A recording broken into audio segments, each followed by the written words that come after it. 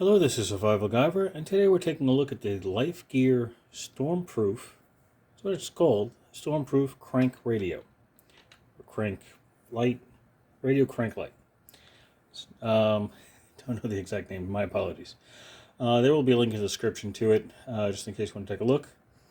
So this is a budget-friendly emergency radio of sorts. So it's not a short band radio, it's not a weather radio, it's an FM radio, right? That you can power with a crank or an internal battery. So there's some options there. It's this is a little hard to explain. They call it Stormproof, and to some extent it is. I mean, there's a seal around the speaker on the inside, a little single speaker right here. There's even a seal here for the USB output, so it does have a USB output. I don't remember what it was. It is I remember last time I had a hard time opening this thing. It wasn't, so I had to use my pry bar to open this thing up. But so there is a regular USB-A port on the back. There's a power button as well, power switch. This is hard to open, but I think it's supposed to be weather resistant. That might be why. The power button, right now it says off. If I hit the siren, it won't do anything. If I hit the flashlight, it won't do anything. So, obviously, you got to turn it on. So it has a little bit of a safety feature that you can't simply drain the battery. You can charge the battery by two ways. There's a crank, and if there's a little light right here, if you crank it, let me turn the side light off so you can actually see what I'm doing. If you crank it, the light will turn red. So if you crank this for 1 minute, or this way, whichever is easiest for you, or both, you'll get about 10 minutes of light from the flashlight on low mode, or it's about 5 minutes on high, or 10 minutes of radio. And it's actually a pretty easy crank. So it's easy enough. So how would you charge this otherwise? That'd be a pain in the butt, right? Well, this does, right here, have a really odd charging port. So it's got a tiny little tether that goes to it, and that goes to a USB-A. It's actually quite flexible. I thought I broke it initially, but if I do this, if I plug this in here, the light turns on. So it takes a charge. Normally I would use a much smaller power bank like the Nightcore one, but it's being used elsewhere. So there's an old RAV power that I'm using right now for this. But yeah, so that was a bit of an oddity when I first got it. Couldn't figure out how that worked. So this just lines back in here, goes in that little spot there. You press and it seals everything all nice and pretty in. You can also see it has a lanyard hole here. So yeah, it's got that. Now I can show you how the radio works, but I'll automatically get flagged because everything on the radio is copyrighted. So even if I do this as free use, I'll probably get in trouble for it. But let's take a look here. I'll turn this on. We'll push this down. We'll take a look at the flashlight. So we have, I don't remember, I think it's a 10 lumen. When you first click it, I believe it's 10 lumens, which are the two side lights.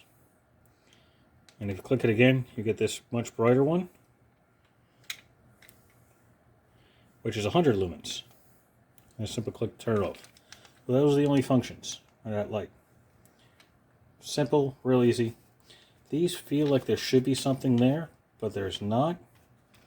So I don't know if it has to do with what's holding the case together, or it might just be a design piece, but it feels like there should be rubber or something here, but there isn't.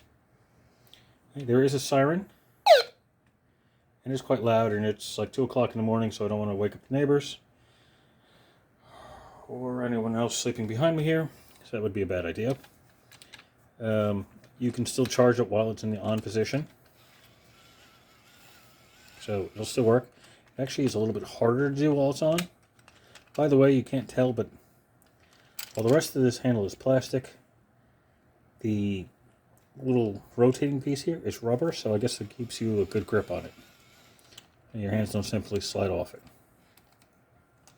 All right. On the back, it just says Dorsey International, manufactured March 25th, 2024, and it's got a model number, the LG38-60675-red. That's not a mouthful, right? So, unfortunately, this doesn't have weather radio, so it's not like a NOAA. And there's no real way to tune it, other than these.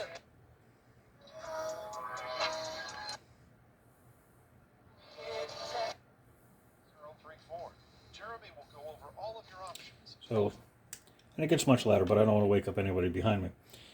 So you can tune with this. It is an FM radio. It's got a built-in antenna.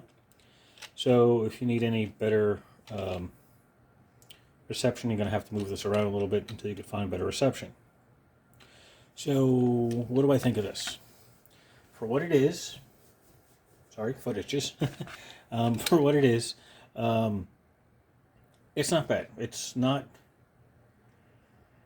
horrible, because it's only FM, so you don't have AM and you don't have weather bands, which you would think if it's a stormproof radio that it would have at least weather bands, but it doesn't. But if the weather is really bad in your area, going to a regular FM station should give you weather updates regardless. At least this day and age in the United States anyway. If anybody's watching this outside the US, I couldn't tell you for sure. I don't even know if this is sold outside of the US. It's a little bulky for what it is, but it has some interesting features otherwise. As again, it does have an internal battery that you can charge through this weird little rubberized port on the side. And with using the USB-A port, you can use it to charge other things. I believe it's got a 3000 milliamp hour battery, so it won't last forever. But if you need like a little bit extra power out of your cell phone and you have a charge cable that's USB-A to whatever else you use, then that should be fine. But that's it. So this is a budget emergency light flashlight radio thing. So whether you want to throw this in your glove box or in your emergency kit in the back of the car, you want to leave this in your storm kit in the house, you just want to bring this to the beach and have a little bit of radio that's not super loud. Because then again, it's only one speaker. Or you want to bring this to work so you don't disturb other people. You have options what this can do. Now I know it says stormproof. I don't believe it is stormproof. I mean, it has a lot of features that would recommend it's storm resistant, but I don't know what kind of storm they're talking about, if it's just rain, snow, ice.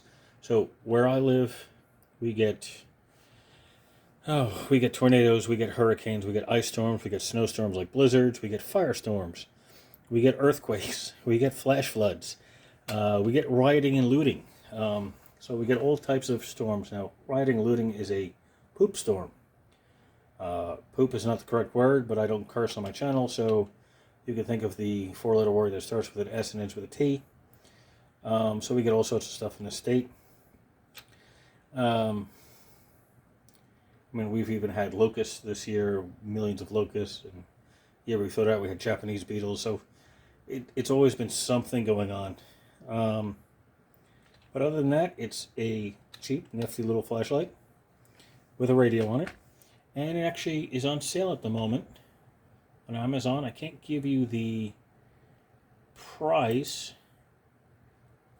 but it's about $20 or less, so it's almost always on sale. So if you're interested in it, there you go. Oh, I'm sorry, it's not a 10 lumen low, it's a 30 lumen low. Well, I don't know. See, the website tells me it's a 100 lumen high. It doesn't tell me what the low is, and when I go onto Amazon, it says it's a 30 lumen high and a 6 lumen low. So I'm not sure on what it is. You'd probably have to check the actual package, because the website says something different than Amazon. So it is what it is. But for $20 for a radio and a flashlight and a small power bank, it's not the end of the world. At least not yet. Elections are tomorrow, so we'll figure that out. But that's it, so thank you for watching. Questions or comments, leave them below, and I will answer them as soon as I can. Like and subscribe if you haven't already. Thank you for watching, and have a glorious night.